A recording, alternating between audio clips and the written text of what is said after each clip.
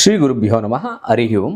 మనం ఈ శిశు జన్మ నక్షత్రాలు అయినటువంటి కృత్తికా నక్షత్రంలో మూడవ పాదంలో జన్మించిన స్త్రీ అంటే ఆడపిల్లకు పుడితే తల్లికి, అదేవిధంగా మగ సంతానం అయితే తండ్రికి కూడా సామాన్య దోషం ఉందని తెలియజేస్తుంది అన్నమాట. 1, 2, 4 పాదాల్లో జన్మించిన వారికి ఎటువంటి దోషం కూడా లేదని తెలియజేస్తుంది. అదేవిధంగా కూడా వీటికి నక్షత్ర శాంతి చేయడం, అదేవిధంగా కూడా ఆయుష్ హోమం చేయడం, ఇలాంటి చేయడం వల్ల మృత్యుంజయ జపహోమం చేయడం చాలా మంచిది. అదేవిధంగా రోహిణి నక్షత్రం 1వ పాదంలో జన్మిస్తే మేనమామకు దోషం అని చెప్తుంటాం అన్నమాట. అంటే అది కృష్ణుని నక్షత్రం కాబట్టి అది ఉంటుందన్నమాట.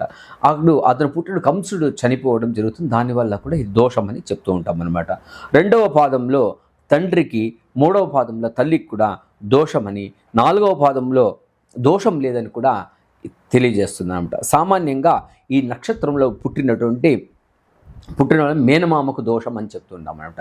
అందుకే ఆ బిడ్డను ఆ నూనెలో చూయించడం, అదేవిధంగా కూడా వీటికైతే ఖచ్చితంగా ఈ నక్షత్రంలో పుట్టిన వాళ్లకు ఖచ్చితంగా కూడా నక్షత్ర శాంతి చేయడం, నవగ్రహ శాంతి చేయడం, మృత్యుంజయ హోమం చేయడం కూడా చాలా మంచిది. విశేష దీంతో ఆహుతులతో చేయడం వల్ల కూడా దోషం నివారణ అవుతుందన్నమాట.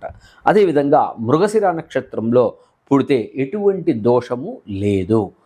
ఇంకొక వీడియోలో మనం తెలుసుకుందామని తెలియజేస్తూ సర్వేజన సుఖినో భవంతు, సన్మంగళాని.